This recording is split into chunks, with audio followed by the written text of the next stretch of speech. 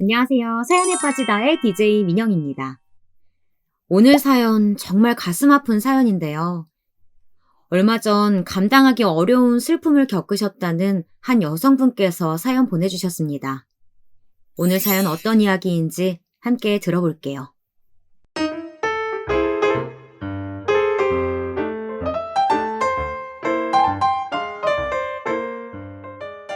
안녕하세요.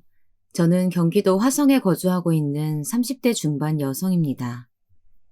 저는 굉장히 소심하고 내성적이라 누군가에게 제 이야기를 잘 털어놓지 못하는 성격이에요. 하지만 제가 최근 몇 개월 동안 살면서 겪어보기 힘든 일들을 한 번에 겪게 되면서 정신적으로도 많이 힘들기도 하고 앞으로 어떻게 살아가야 할지 갈피를 못 잡겠기에 용기를 내어 사연을 보내봅니다. 저는 남편과 2년 전쯤 이혼을 했고 부모님께서 결혼을 반대하셨지만 남편과 도저히 헤어질 수 없었기에 부모님을 등지고 남편과의 결혼을 택했습니다. 남편과 처음 만나서 연애를 했던 이야기를 해보자면 제가 워낙 내성적인 성격이라 그런지 20대 후반까지 이성과의 연애 경험이 없었어요. 주변 여자친구들이 저를 안타까워하며 소개팅도 많이 시켜주었는데 막상 남자를 만나려고 하면 부끄럽기도 하고 소개팅 자리 나가면 얼굴을 잘 못 쳐다보겠더라고요. 이성과 대화를 나눌 때도 목소리가 저절로 작아지고 스스로 자신감이 떨어져서 그런지 눈을 마주보기 어려워서 매번 고개를 숙이게 되더라고요. 저희 부모님도 저의 성향을 잘 아시고 곧 결혼을 해야 할 나이인데 연애조차 하지 못하니 많이 답답하셨나 봐요.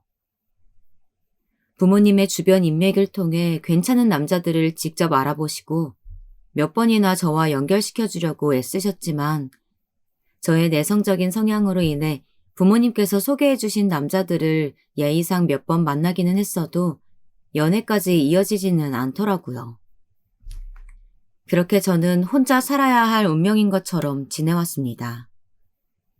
저의 일상생활은 집과 회사만 오갔던 게 전부였고요. 주말에도 거의 집에만 머물러 있었어요. 가끔 여자친구들을 만나러 밖에 나가기도 했지만 어느 순간부터 그 친구들이 연애 이야기를 할 때면 연애 경험이 없던 저에게는 할 말이 없으니 불편하기도 하고 어쩌면 다들 나만 빼놓고 저렇게 쉽게 연애를 시작하는지 부럽더라고요. 그래서 제 스스로 껄끄러운 모임이나 약속을 만들어 밖으로 나가기보다는 집에서 혼자 머무는 시간이 더욱 많아졌던 것 같아요.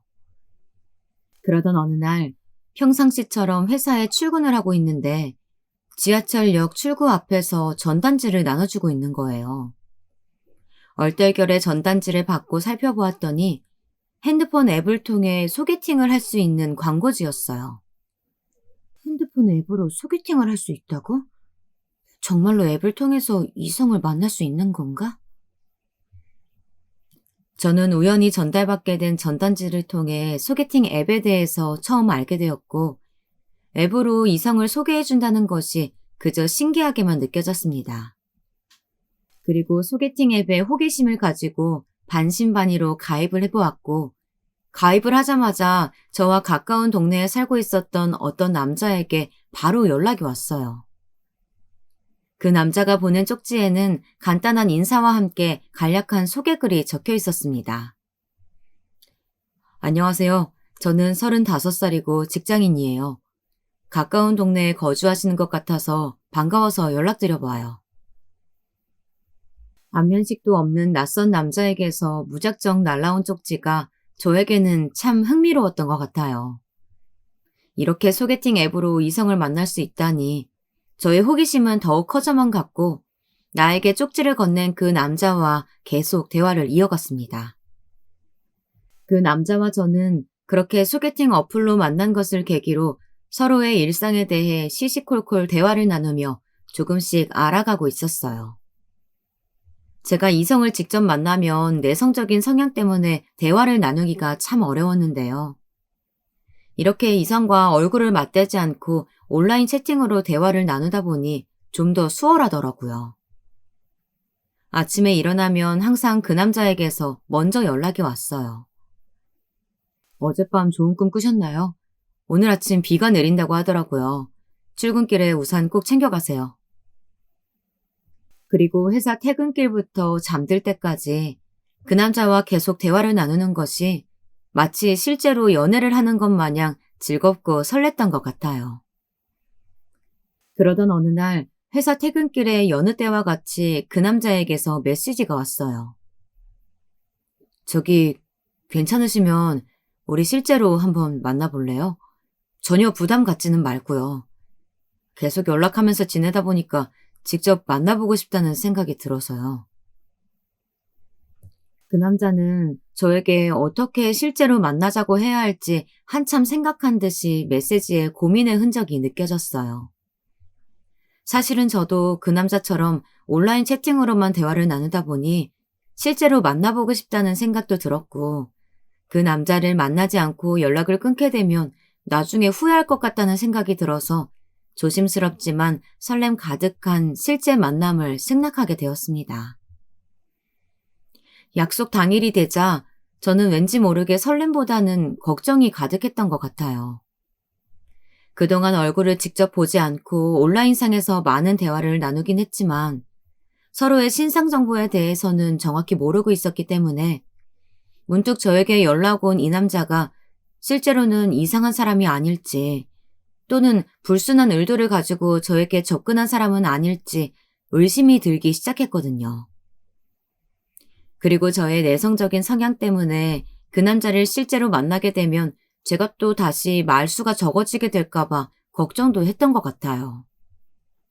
하지만 저의 쓸데없는 걱정과는 달리 그 남자의 첫인상은 마치 순박한 시골 청년과 같았어요. 그리고 멀리서 봐도 이목구비가 뚜렷하게 잘생긴 얼굴이더라고요. 약속 장소에서 저를 기다리고 있던 그 남자의 모습을 보니 가슴이 갑자기 두근대는 것 같았고, 외모에 스스로 자신감이 없었던 저는 더욱 말을 걸기가 어려웠어요.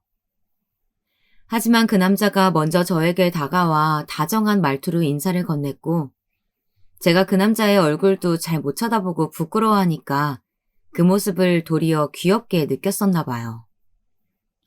다른 남자들과 달리 저에게 계속 이야기를 건네주며 미소를 지어주었어요. 그동안 그 남자와 온라인상에서 대화를 많이 나눠서 그런지 저 또한 시간이 점차 지나자 편하게 대화를 나눌 수 있게 되었어요. 그리고 그와의 실제 만남에 대해서 우려했던 바와는 달리 이상한 사람도 불순한 의도를 가진 사람도 아님을 깨달을 수 있었죠. 도리어 이렇게 이성과의 데이트 자체가 거의 처음인 저에게는 저를 향한 그 남자의 관심이 나쁘지만은 않았고, 그렇게 우리는 한 번, 두 번, 세 번 연달아 만남을 이어가게 되면서 결국 사귀게 되었습니다. 그리고 그 남자는 저의 남편이 되었답니다.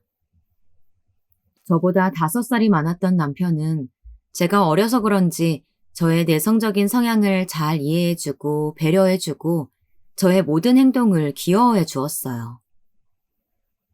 아, 이런 게 연애구나. 이렇게 좋은 걸 이제서야 하게 되다니.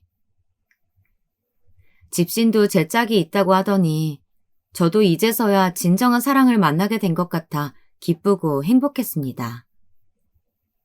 우리는 거의 매일을 만났고 늦게 시작한 사랑이 무섭다더니 저는 정말 남편과 불타는 사랑을 했어요. 그렇게 남편과 사귄 지 3개월이 되었을 때 남편은 불현듯 저에게 결혼 이야기를 꺼내더라고요. 현주야, 오빠랑 결혼할래? 너를 향한 내 감정을 어떻게 표현해야 할지 잘 모르겠지만 너와 평생을 함께하고 싶어. 저는 지금까지 살면서 저와 연애를 하자고 한 것도 결혼을 하자고 한 것도 지금의 남편이 처음이었기 때문에 굉장히 당황스러웠습니다. 하지만 결혼을 하자는 남편의 말에 설렜고 남편을 만나면서 단점은 하나도 보이지 않았어요. 그래서 이 남자와 결혼을 해도 괜찮겠다는 생각이 들었던 것 같아요. 남편의 갑작스러운 결혼 이야기에 많이 당황하긴 했지만 저는 그 자리에서 결혼을 승낙하였습니다. 하지만 저는 그때까지 정말 그에 대해서는 아무것도 몰랐던 것 같습니다. 결혼에 대해서 이야기를 본격적으로 주고받게 되자 남편이 저에게 할 말이 있다면서 어느 날 조용한 곳으로 가자고 하더라고요. 인적이 드문 호수공원에 가서 우리는 한참 동안 대화를 나눴어요. 나는 사실 직업 군인이었어. 부대에서 총망받는 군인이었고, 내 적성에도 군인이 잘 맞아서 평생 군대에 있겠구나 생각했지. 그러던 어느 날 아버지께서 폐암에 걸리셨다는 연락을 급하게 전달받게 되었어. 남동생이 있긴 했지만 아직 대학생이었고, 내가 장남이었기에 어머니 혼자서 아버지를 병간호할 수 없다는 생각에 지체하지 않고 전역을 했어.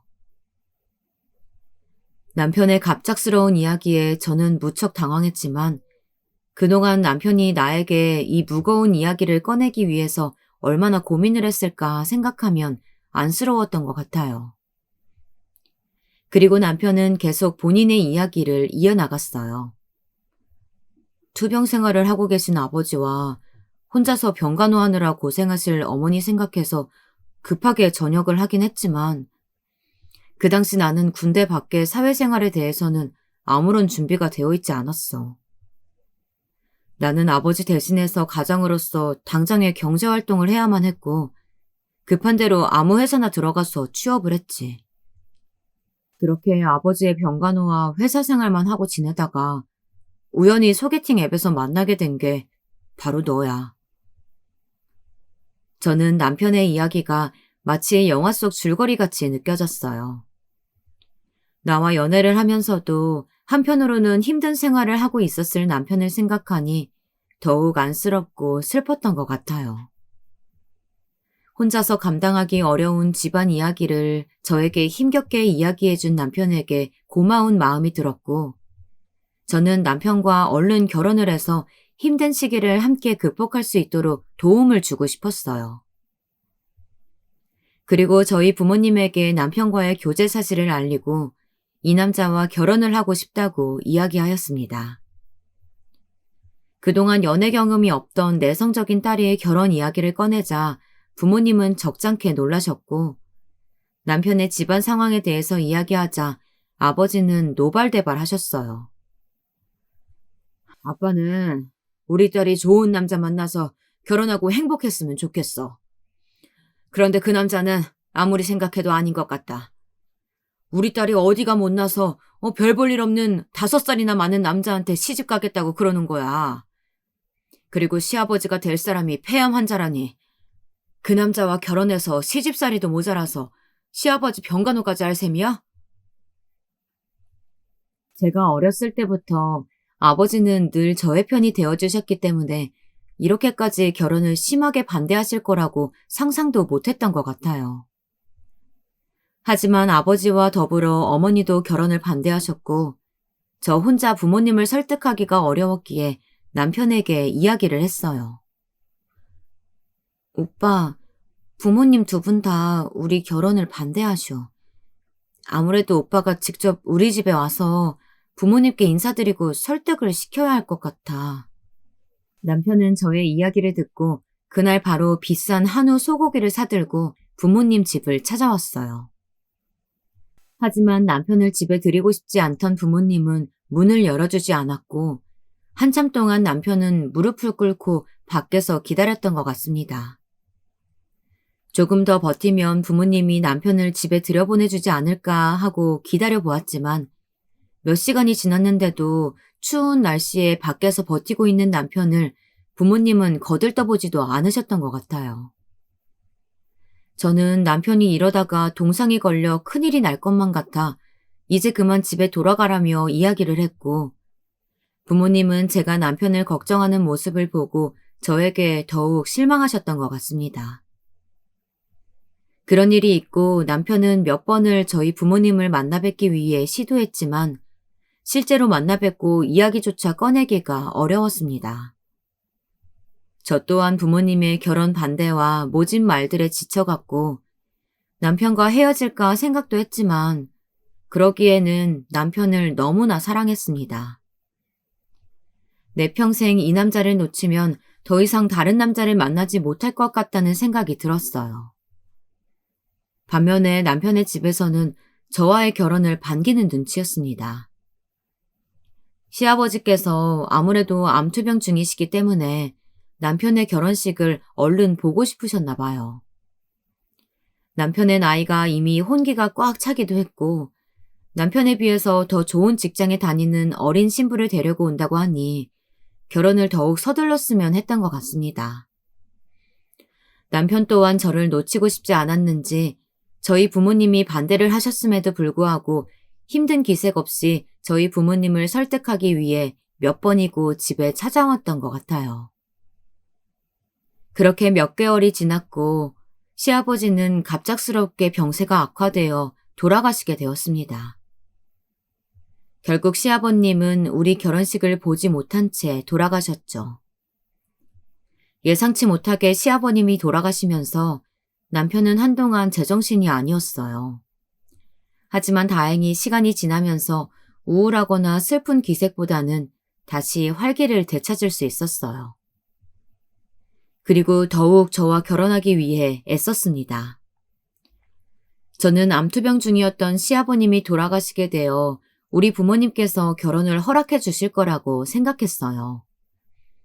제가 결혼 후 직접 시아버님의 병간호를 할 일이 없어졌으니까요. 하지만 저희 부모님은 새로운 이유를 대시면서 저의 결혼을 반대하셨습니다. 그 남자의 아버님께서 돌아가셨다니 유감이지만 네가 홀어머니를 모실 자신이 있어? 사고로 돌아가신 것도 아니고 암에 걸려서 돌아가셨으면 암도 유전이야. 네가 만나는 남자가 나중에 암에 걸릴 가능성도 있단 말이야. 그런 집안에 우리 딸이 들어가서 고생하는 꼴 엄마 아빠는 절대 지켜볼 수 없다. 저는 정말 절망적이었어요. 아, 우리 부모님은 절대 이 결혼을 허락해 주시지 않겠구나. 저는 부모님과 남편 사이에서 결단을 내렸어야만 했어요. 부모님과 인연을 끊고 남편과 결혼을 하든지 아니면 남편과 헤어지고 예전처럼 사람들을 만나는 게 껄끄러워 집 밖에 나가지도 않고 부모님과 함께 집에서 지내든지요. 남편은 제 내성적인 성격도 잘 이해해주고 저의 있는 그대로의 모습을 사랑해주던 유일한 남자였습니다. 남편과 헤어지게 되면 평생 후회할 것만 같았어요. 그래서 결국 부모님의 반대를 무릅쓰고 남편과 결혼을 했고 부모님과는 인연을 끊었습니다. 시아버지의 오랜 암투병 생활로 인해 남편의 집안 상황은 좋지 않았어요. 결혼할 때도 시댁에서 금전적인 지원을 거의 받지 못했습니다. 그래서 그동안 남편과 제가 모아놓은 돈으로 신혼부부 대출을 받아 20평 남짓한 전셋집에서 신혼생활을 시작했어요. 그래도 남편과 저는 결혼을 하고 행복했습니다. 저희 부모님과 인연을 끊고 선택한 결혼이었기에 남편은 저에게 더욱 잘해주었고 저 또한 힘들게 한 결혼이었기에 남편과 더욱 잘 살기 위해서 노력했어요. 그렇게 알콩달콩한 신혼생활을 지내고 있을 때 결혼하고 얼마지 않아 시어머니께서 아이 이야기를 꺼내셨어요.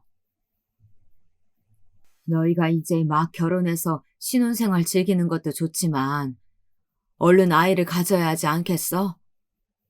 나도 우리 바깥 양반 그렇게 허무하게 떠나보내고 나서 혼자서 쓸쓸하게 지내다 보니까 손주가 너무 보고 싶구나.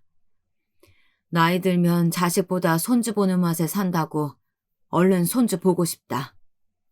저는 사실 아이를 많이 좋아하지도 않았고 우리 형편상 당장 아이를 낳는 것이 어렵다고 생각했어요. 남편도 아이를 좋아해서 결혼하자마자 아이를 낳자고 이야기를 꺼내긴 했지만 좀 더 나은 환경에서 아이를 낳자고 이야기한 제 말에 동의해 주었고 시어머니께는 아이를 갖기 위해 열심히 노력하겠다며 겉으로만 이야기한 상태였습니다. 그리고 우리는 열심히 돈을 모으기 위해 애썼던 것 같아요. 결혼 전에는 부모님과 함께 살면서 제가 누렸던 것들이 너무나 많았는데 결혼을 하고 나니 하나부터 열까지 돈 드는 일밖에 없었습니다. 그래서 먹고 싶은 거 덜 먹고 사고 싶은 거 덜 사면서 조금이라도 돈을 모으기 위해 노력했던 것 같습니다. 그렇게 결혼한 지 6개월 차가 되었을까요? 저는 결혼 전부터 이런저런 사건 사고로 인해 스트레스를 많이 받다 보니 생리불순이 생겼고 결혼하고 나면서 생리가 일정치 않았던 것 같아요. 그러다 보니 남편과 열심히 피임을 하긴 했지만 실수를 했는지 임신을 하고 말았습니다. 저는 엄마가 될 준비도 아이를 혼자서 돌볼 자신도 없었어요. 지금까지 남편과 더 나은 생활을 위해 악착같이 돈을 모으고 있었는데 아이가 태어나고 나면 지금처럼 돈을 모으지 못할 게 뻔해 보였어요. 그리고 남편보다 연봉이 높은 제가 임신, 출산으로 인해 일을 쉰다고 생각하니 우리의 미래가 막막하기만 했습니다. 제 기준에서는 아이의 존재를 받아들이기가 어려웠고 남편에게도 당분간 임신 이야기를 꺼내지 않았어요. 그런 생각을 해서는 안 되겠지만 잠시나마 아이를 지우는 게 최선이라는 생각도 들었습니다. 제가 엄마로서 이 아이를 제대로 책임질 수 없다면 아이의 미래를 위해서도 그게 최선의 선택이라고 생각했거든요. 한참을 혼자서 고민하다가 몇 번을 망설인 끝에 남편에게 임신 사실을 힘들게 털어놓았어요. 제 이야기에 남편은 처음에 굉장히 당황한 듯한 눈치였지만 금방 두 눈이 빨개졌어요. 고마워, 여보. 나 정말 좋은 아빠가 될게. 별 볼 일 없는 나에게 당신도 우리 아가도 찾아와줘서 정말 고마워. 저의 임신 소식에 남편은 연거푸 고맙다는 말을 했고 남편의 감격스러운 목소리를 듣고 제 마음도 움직였어요. 그래, 한번 나와보자. 나도 좋은 엄마가 될 수 있을 거야. 임신 기간 동안 남편은 저에게 정말 최선을 다했습니다. 저의 손발이 되어 보살펴 주었고 제 배가 스스로 하중을 못 견딜 정도로 부풀러 올랐을 땐 남편은 심지어 제가 목욕 중에 넘어지기라도 할까봐 매일 저녁 목욕까지 시켜주었어요. 돌이켜보면 임신 기간 동안 남편의 사랑에 대해서 다시금 느끼게 된 것 같아요. 내가 생각했던 것 이상으로 이 사람은 나를 많이 아껴주고 사랑해주는구나. 임신으로 인해 제 몸은 많이 힘들었지만 그 과정에서 남편과 저는 서로를 향한 사랑이 커져갔고 이제 곧 태어날 우리 아가와의 미래도 아름답게 느껴졌습니다. 시어머님도 남편과 더불어 저에게 신경을 많이 써주셨던 것 같아요. 시어머님께서 손주를 손꼽아 기다리셨기 때문에 제가 임신했다고 하자 뛸 듯이 기뻐하셨고 입덧으로 힘들어하는 저를 배려해서 늘 반찬을 직접 해다가 갖다 주셨어요. 시어머니와는 그동안 고부간의 갈등이 크게는 없었지만 아무래도 불편하고 거리가 있는 사이였는데 임신을 하고 나서 자주 뵙다 보니 자연스럽게 더욱 가까워졌어요. 그리고 시어머니께서도 무뚝뚝한 아들만 있다 보니 본인의 이야기를 털어놓을 곳이 마땅치 않았는데 저와 친해지고 나서는 속 깊은 이야기를 많이 해주셨던 것 같아요. 그런데 임신 40주가 되었지만 아이가 태어날 기미가 전혀 보이지 않았습니다. 미신일 수도 있겠지만 제왕절개보다는 자연분만을 했을 때 아이의 뇌가 더 좋다는 이야기를 듣고 나서 저는 유도분만을 시도했습니다. 유도분만을 시도한 지 12시간이 지났지만 여전히 진통은 오지 않았고 또다시 유도분만 촉진제를 맞고 나니 아이가 뱃속에서 더 이상 버티기 힘들었는지 아이의 심장 박동이 급격하게 빨라졌어요. 아이의 생명이 위험할 수도 있다는 의사 선생님의 이야기에 저는 결국 응급 제왕절개 수술을 받았고 그렇게 제 아들 준우가 태어났습니다. 저는 제왕절개로 인해 전신마취를 한 상태였기 때문에 준우의 탄생과 동시에 힘찬 울음소리를 바로 들을 수는 없었지만 마취가 깨고 나니 제 옆에는 준우가 누워 있었고 남편이 저를 다정한 눈빛으로 쳐다보고 있었어요. 임신했을 때까지만 해도 제 아이의 존재에 대해서 잘 실감이 나지 않았었는데 실제로 만나고 나니 가슴이 먹먹해졌어요. 나 참 우리 남편을 만나기를, 우리 준우를 낳길 정말 잘했다. 제가 그동안 이뤄왔던 모든 업적 중에서 우리 아기를 임신하고 출산한 것이 가장 위대하고 뜻깊은 일로만 느껴졌습니다. 준우의 탄생과 함께 제 삶의 가치관도 180도 달라졌는데요. 저에게 운명처럼 준우가 찾아왔고 이제 제 삶에도 어둠보다는 햇살이 들기 시작한 느낌이었어요. 여보, 내가 아기를 이렇게 좋아했었나? 우리 아기를 바라보기만 해도 너무 행복하다. 꼼지락거리는 이 작은 두 손 너무 귀엽지 않아? 남편도 아이 아빠가 되었다는 게 이제서야 실감이 났는지 감격스러운 표정으로 저와 준우를 바라보았어요. 준우의 존재감만으로도 집안의 온기가 달라졌고 저절로 부자가 된 기분이 들었죠. 그렇게 준우만 바라보고 육아를 시작한 지 어느덧 100일이 훌쩍 지나버렸습니다. 저는 여전히 준우의 존재감만으로도 세상을 다 가진 듯한 행복감이 들었지만 한편으로는 남편 혼자서 외벌이를 하고 있어 걱정이 되었어요. 남편도 저에게 겉으로는 티를 내지 않았지만 외벌이 생활을 얼마나 오래 유지할 수 있을지 걱정하는 눈치였죠. 이렇게 생활하다가는 우리 집은 오래 못 버틸 거야. 준우도 태어났으니까 내가 당장 돈을 벌어야만 해. 이런 생각들이 어느 순간 제 머릿속을 온통 지배하기 시작했고 고작 100일밖에 지나지 않은 준우가 걱정되긴 했지만 우리의 미래를 위해서는 제가 다시 일을 시작해야만 했어요. 그런데 막상 일을 시작하자고 마음을 먹고 나니 준우를 맡길 곳이 변변치 않았습니다. 집 주변 어린이집에 모두 연락을 돌려보았지만 이제 막 100일이 된 어린 준우를 맡아줄 곳을 찾기란 하늘의 별 따기였고 우리 형편상 이모님을 구해 월급을 주는 것도 도무지 감당할 수 없는 일이었어요. 그렇다고 해서 결혼과 동시에 연락을 끊고 지냈던 부모님에게 다시 손을 벌릴 수도 없는 노릇이었죠. 그래서 결국 시어머니의 도움을 받는 일밖에는 다른 방법이 없었던 것 같아요. 회사에 복직해서 준우를 시어머님께 맡기겠다고 남편에게 처음 이야기를 꺼냈을 때 남편의 표정은 곧바로 굳어졌습니다. 연로하신 어머님의 건강이 걱정되기도 하고 어머님께서 아이를 혹여나 제대로 돌보지 못하게 되면 우리와 갈등이 불거질 수도 있다는 이유 때문에서요. 저도 남편의 말에 동의하긴 하였지만 우리에게는 다른 방법이 없었습니다. 다행히 시어머니께서도 저희가 처한 상황을 워낙 잘 알고 계셨기 때문에 곰곰이 한참을 생각해 보시다가 결국 준우를 돌봐주시기로 했습니다. 준우 어미가 회사에 복직해야 한다고 하니 어쩔 수 없지. 준우는 내가 봐줄 테니까 걱정하지 말거라. 시어머님이 손사래를 치셨다면 정말 막막했을 것 같은데요.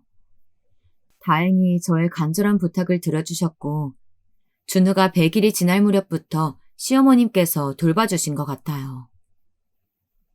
저는 다시 직장으로 돌아가 바쁜 나날들을 보냈고 일과 육아를 병행하는 워킹맘이 되었어요.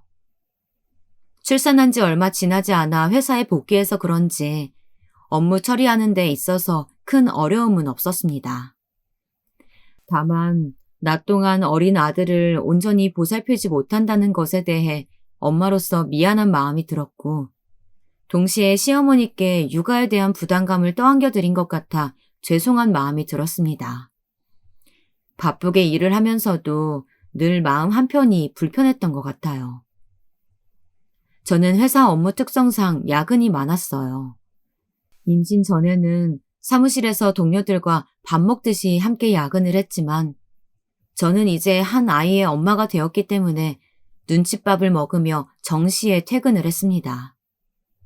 하지만 제 할 일에 책임을 져야 했기 때문에 늘 노트북을 들고 퇴근길에 올랐던 것 같아요. 정시에 퇴근한다고 하더라도 늘 집에 도착할 때면 저녁 7시가 넘었고 시어머님은 아침 일찍부터 저녁 늦게까지 준우를 돌봐주시느라 항상 기진맥진한 듯한 모습이었습니다. 그런 시어머니의 모습을 볼 때면 한없이 죄송한 마음이 가득해 얼른 돈을 벌어서 시어머님께 잘해드리자는 생각이 들었습니다. 그렇게 회사를 퇴근하고 집에 돌아가면 그때부터 제가 준우를 돌보기 시작했고 아이가 일찍 잠들면 너무 감사한 일이겠지만 늘 늦게 잠을 잃었던 것 같아요. 낮 동안 엄마의 품이 그리웠는지 엄마가 저녁에 들어오고 나면 준우가 늘 늦게 잠들기 일쑤였고 저는 아이가 잠들고 나면 다시 노트북을 켜고 회사 업무를 마무리했습니다. 이런 나날들이 반복되다 보니 저도 모르게 체력적으로, 심적으로 지쳐갔던 것 같아요. 워킹맘의 생활이 힘겹다는 건 주변 사람들로부터 익히 들어서 잘 알고 있었지만 막상 제가 워킹맘이 되어 생활해보니 죽을 맛이었거든요. 그래도 저는 엄마이기 때문에 준우를 생각하면서 하루하루를 버텼습니다. 아이가 태어나면 부부간의 관계가 소홀해지기도 하고 자주 싸운다고 하지만 저와 남편은 서로의 힘듦에 대해서 잘 이해해주고 함께 준우를 돌봤습니다. 그러던 어느 날 저는 평상시처럼 시어머님이 오시기 전까지 준우를 보살피고 있었고 출근 준비로 인해 바쁜 아침이었어요. 하지만 하루가 다르게 쑥쑥 커가는 준우의 모습을 바라보며 미소를 짓고 있었죠.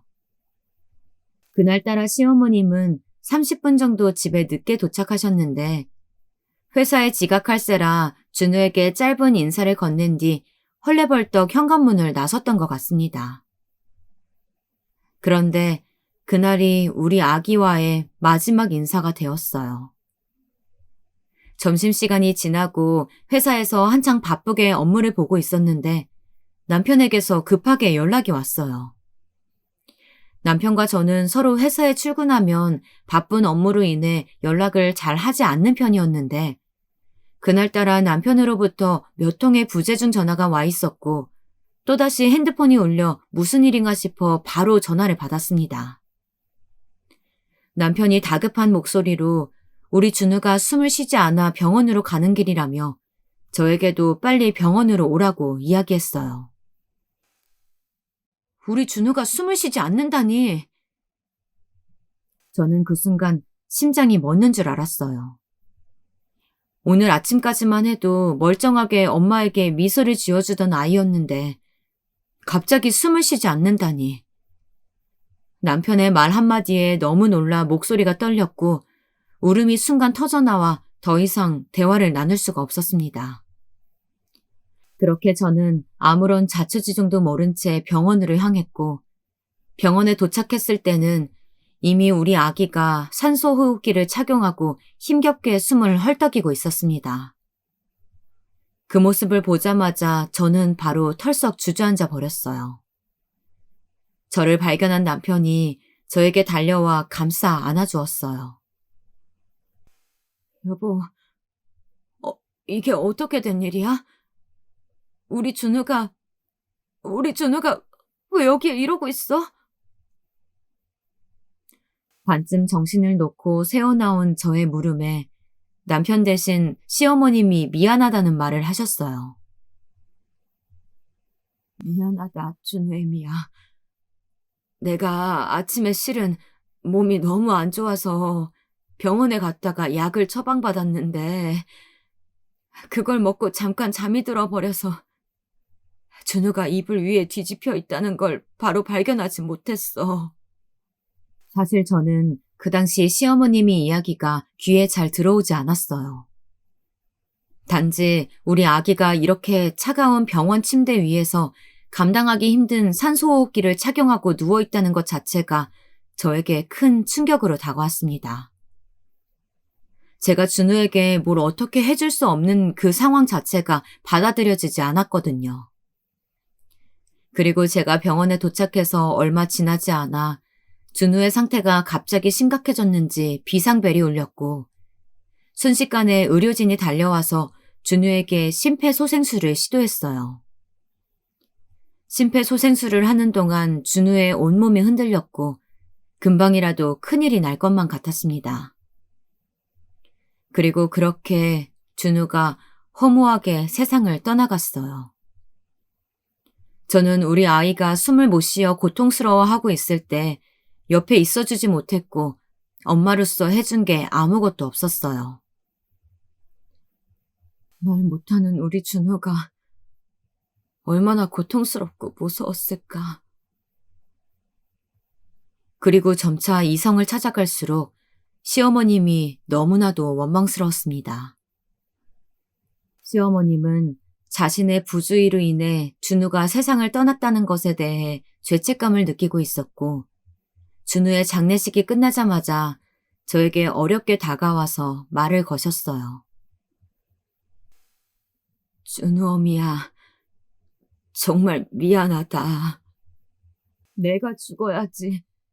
어린 준우가 뭔 죄가 있다고 이렇게. 순간 저는 시어머님을 보고 이성을 잃고 말았습니다. 이게 다 어머님 때문이잖아요. 모든 게 다 어머님 때문에 일어난 일이잖아요. 그 어리고 어린 아기가 숨을 못 쉬어서 버둥대고 있을 때 어머님은 뭐하고 계셨어요? 우리 아기 살려내요. 우리 준우 살려내시라고요. 그동안 제가 말 한마디 하고 있지 않다가 장례식장에 와서 이렇게 소리를 지르니 시어머님은 적잖게 당황한 눈치였습니다. 남편은 저를 붙잡으며 그만하라고 되려 소리를 질렀어요.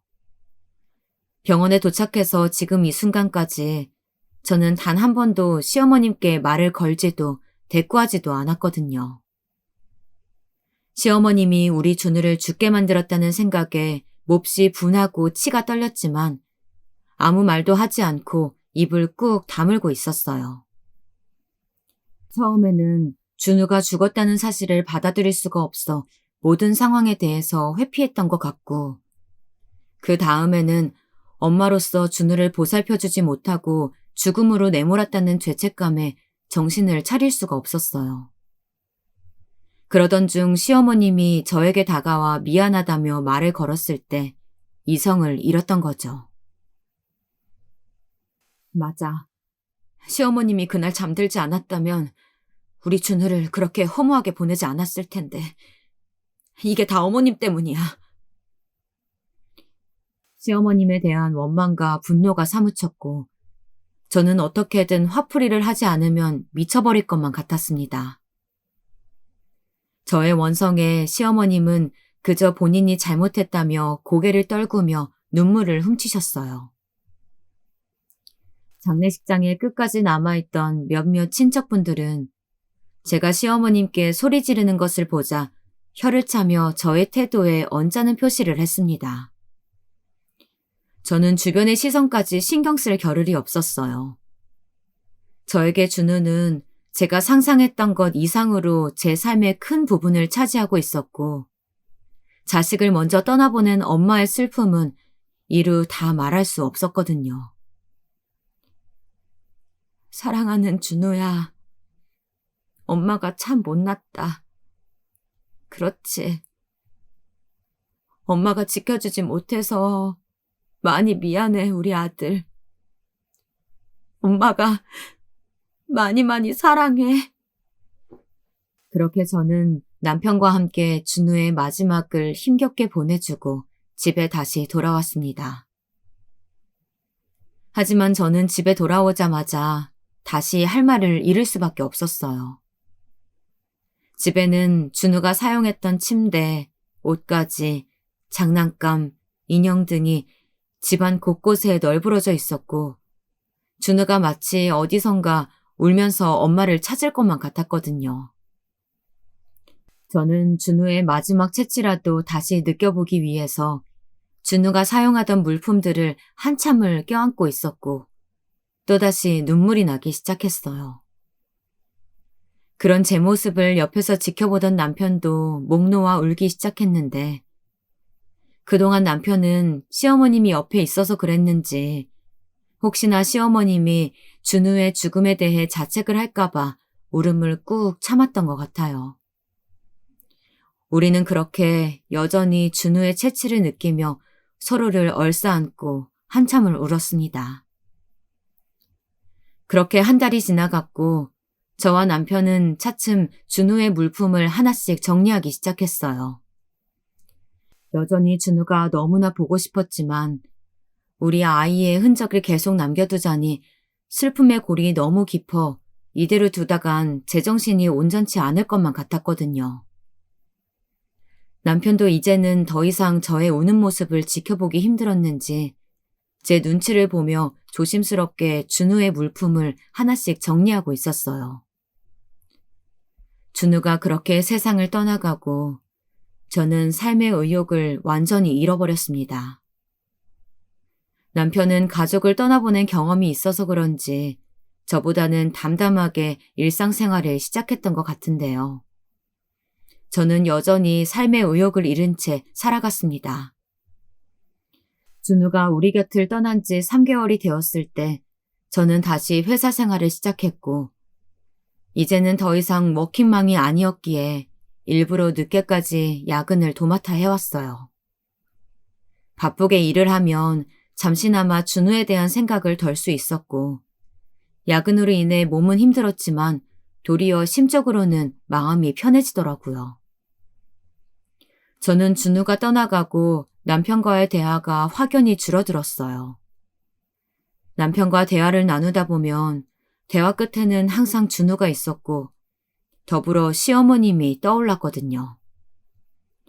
남편은 어느 순간부터 제 앞에서 시어머님 이야기 꺼내는 것을 눈치를 보았고 저 또한 남편과 시어머님에 대해 굳이 이야기를 나누고 싶지 않았어요. 하지만 남편은 제가 부모님과 인연을 끊었을 때처럼 시어머님과 인연을 끊을 수가 없었나 봐요. 여보, 이제 그만 엄마 만나보는 거 어때? 우리 준우 그렇게 보내고 나서 엄마도 마음 편치 않으셨던 것 같아. 평생 안 볼 사이도 아니고. 저는 준우를 그렇게 제 품에서 호련히 떠나보내고 나서 시어머님을 앞으로는 만나 뵙고 싶지 않았습니다. 나 아직 어머님을 만나 뵐 마음의 준비가 되지 않았어. 오빠는 엄마라서 모든 게 용서되고 만날 수 있을지 모르겠지만 난 아니야. 난 어머님 얼굴 뵙고 이야기 나눌 자신 없어. 저는 한사코 시어머님과의 만남을 거부했고 제가 마지막으로 장례식장에서 시어머님께 쏟아부었던 말들을 시어머님을 다시 뵙게 된다면 똑같이 이야기하고 이성을 잃을 것만 같았어요. 남편도 아직 제 마음이 풀리지 않았다는 것을 표정과 말투에서 감지했는지 더 이상은 다른 말들을 꺼내지 않았습니다.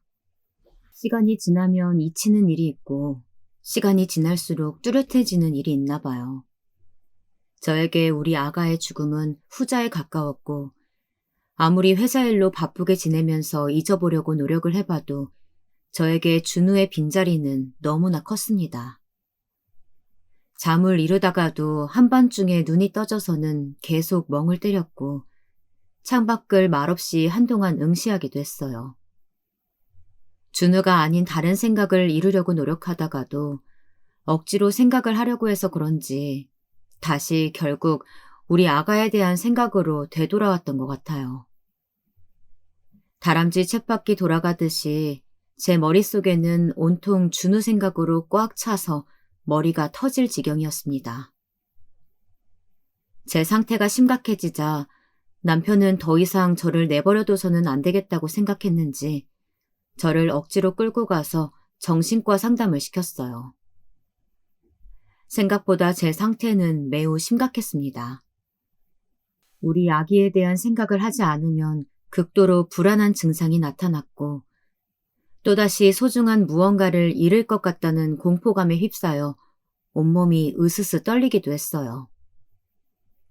이 모든 증상들이 저는 그저 준우를 잃고 난 후유증 정도로만 생각했었는데 저도 모르는 사이에 공황장애가 와서 저 자신을 올가매고 있었나 봐요. 그리고 더욱 심각한 것은 우울증이었는데요. 원래도 내성적인 성향이었는데 극도로 말수가 더욱 줄어들고 평상시 남편의 대화를 거부하는 것도 그 이유 때문이었나 봐요. 준우가 떠나가고 제 삶에 대한 의욕을 잃다 보니 우울해지는 건 당연한 일이었을지도 모릅니다. 남편은 제가 공황장애에 우울증 진단까지 받고 나니 충격을 받았고 큰 결단이 필요하다고 생각했나 봐요.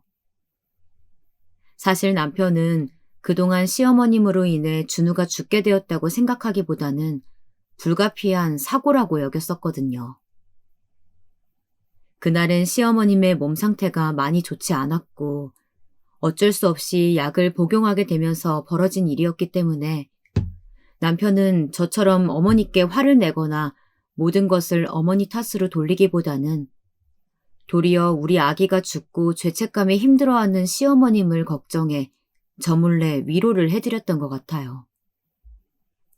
평상시 시아버님이 돌아가시고 나서 시어머님에게 신경을 많이 썼던 남편은 저와 시어머님의 돌이킬 수 없는 관계에 대해서 고민을 많이 했고 이제는 제가 준우에 이어 저까지 죽을지도 모른다고 생각했는지 저에게 어렵게 이야기를 꺼냈습니다.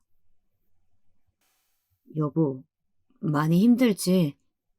나는 여보가 많이 힘들 거라고 생각은 했지만 이 정도까지인 줄은 몰랐어.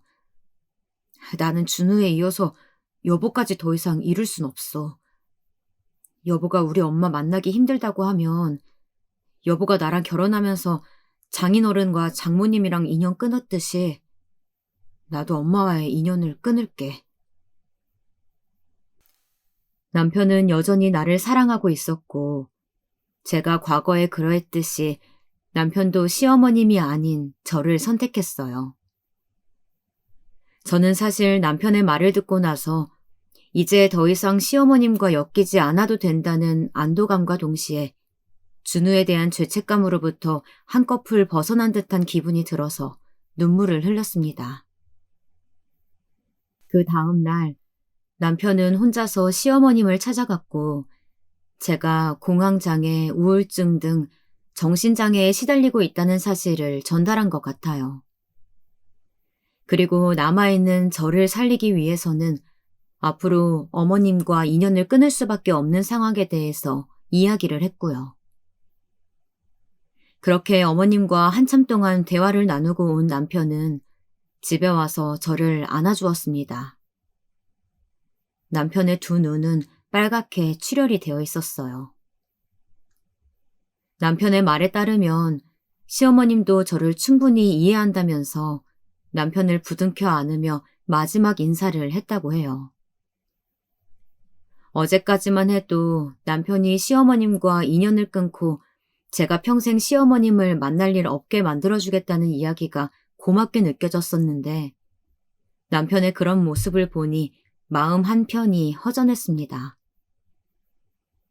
제가 평생 준우와 헤어져 돌이킬 수 없듯이 시어머님도 아들이 살아있음에도 불구하고 평생 인연을 끊고 만나지 못한다고 생각하니 시어머님의 입장에서도 많이 힘들고 괴로우실 것 같았어요.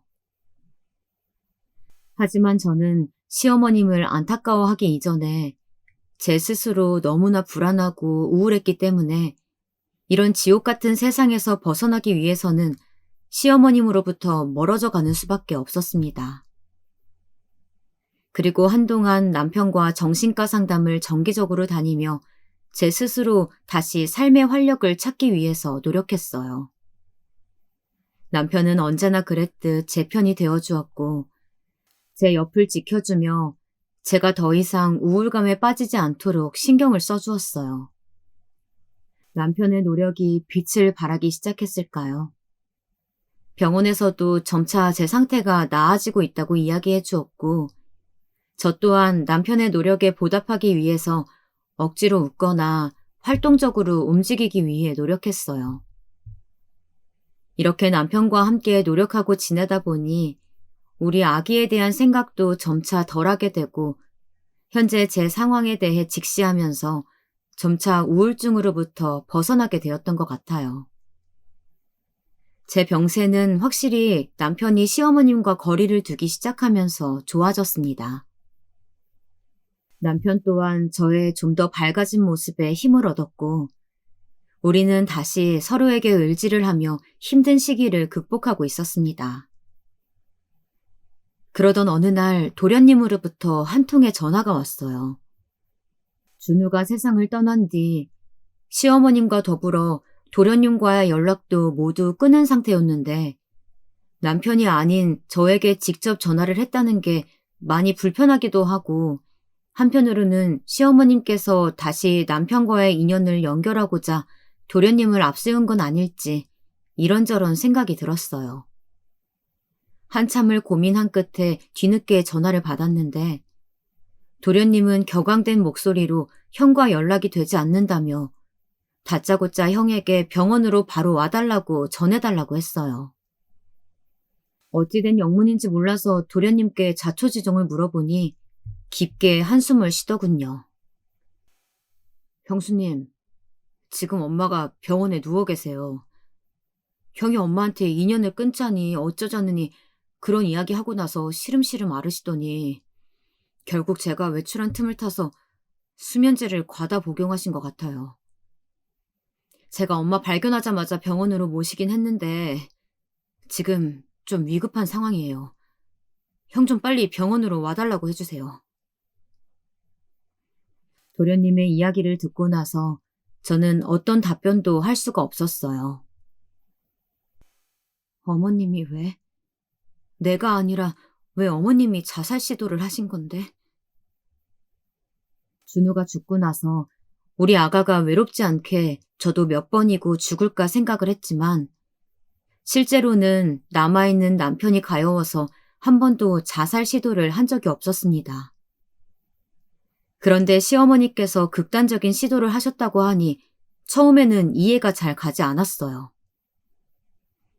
자식 잃은 건 난데, 자식을 잃은 아픔에 하루하루 힘겹게 버티고 있는 건 난데, 왜 어머님이... 도련님의 연락 후 저는 너무 당황스러웠고 그 자리에서 숨을 쉴 수 없을 정도로 큰 공포감에 휩싸였습니다.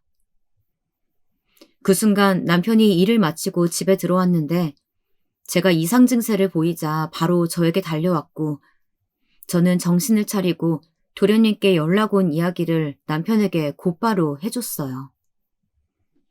저의 생각지도 못했던 이야기에 남편의 얼굴은 한순간 하얗게 질려 있었고 정신없이 밖으로 뛰쳐나갔습니다. 저는 집에 혼자 남아 남편에게서 연락이 오기를 손꼽아 기다렸습니다. 시어머님의 상황이 우려되어 병원에 잠시 가볼까 생각도 해보았지만 시어머님을 보는 순간 다시 그날의 기억이 떠오를까봐 두려운 마음에 다리를 감싸 안고 소파에 앉아 덜덜 떨면서 남편의 연락만을 기다렸던 것 같아요. 그리고 몇 시간이 지났을까 남편에게 전화가 왔고 전화기 너머 울고 있는 남편의 목소리가 들려왔어요. 여보, 엄마가 돌아가셨어. 수면제 드시고 결국 못 깨어나신 것 같아. 나 이제 어떻게 살아가야 하지? 남편의 말에 저는 핸드폰을 손에서 놓치고 말았습니다. 시어머님은 결국 극단적인 선택을 하시고 돌아가셨어요. 저로 인해 남편이 시어머님과 인연을 끊었고 저로 인해 시어머님께서 상처를 받아 극단적인 선택을 하신 거죠. 준우가 세상을 떠나고 얼마 지나지 않아 그렇게 시어머님이 세상을 등지고 말았습니다. 시어머님이 그렇게 돌아가시자 저는 그동안 준우가 그렇게 허무하게 떠난 것에 대해 시어머님께 책임을 물으며 모질게 했던 말들이 떠올랐어요. 그리고 그동안 일 때문에 바쁘다는 핑계로 제 스스로 준우를 잘 돌보지 못했던 상황들. 그로 인해 시어머님께 준우를 부탁할 수밖에 없었던 상황들이 불현듯 함께 생각이 났던 것 같아요. 저는 그저 자식을 떠나보낸 엄마로서의 책임을 회피하고 싶어서 그동안 시어머님께 모든 화살을 돌렸던 것 같습니다. 어쩌면 그걸 이미 알고 있었을지도 모르지만요. 제가 이 세상에 남아서 다시 살아가기 위해서는 제 자신에 대한 죄책감을 떨쳐내야만 했고 모든 죄책감을 시어머님께 떠안겨 드린 것 같았습니다. 나 때문에 준우에 이어서 시어머님까지 돌아가시게 만들었어. 나로 인해 오빠가 엄마를 잃게 된 거야. 시어머님이 돌아가시자 저는 제 자신을 자책하기 시작했어요. 저로 인해 어머니와 인연을 끊었던 남편은 이제 본인 때문에 어머니께서 돌아가셨다고 생각할 텐데 그 죄책감으로부터 어떻게 벗어나게 할 수 있을까 걱정이 됩니다. 내가 시어머니께 화살을 돌린 것처럼 남편도 나한테 화살을 돌려서 어머님 살려내라고 하면 어떻게 하지? 이제 저에게는 남편밖에 남아있지 않는데 남편이 저를 원망하게 될까봐 너무 무섭고 두려웠습니다.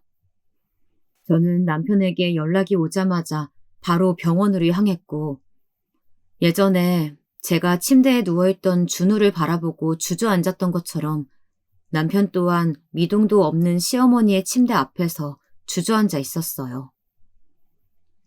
그런 남편에게 말없이 다가가 안아주었습니다. 남편은 저에게 한참을 기대어 흐느꼈어요. 우리 아기의 장례식 이후에 얼마 지나지 않고 시어머님의 장례식까지 치르면서 남편과 저는 둘 다 넋을 잃고 말았습니다. 주변의 시댁 친척들은 저보고 사람 하나 잘못 들어와서 이사달이 났다며 뒤에서 이야기를 하시는데 정말 이 모든 것들이 저로 인해 시작한 불행일까요? 저는 그동안 남에게 피해를 끼치지 않고 잘 살아왔다고 생각했는데 왜 이런 일들이 저에게만 연달아 발생한 걸까요? 이제는 사랑하는 남편을 위해 남편과 인연을 끊고 저 혼자 살아가야 할지 고민이 됩니다. 저로 인해 불행이 발생하는 것만 같고 모든 것들이 두렵고 무섭기만 해요. 저보다 인생 경험이 많으신 분들의 조언이 듣고 싶어 어렵지만 저의 힘든 이야기를 꺼내보았습니다.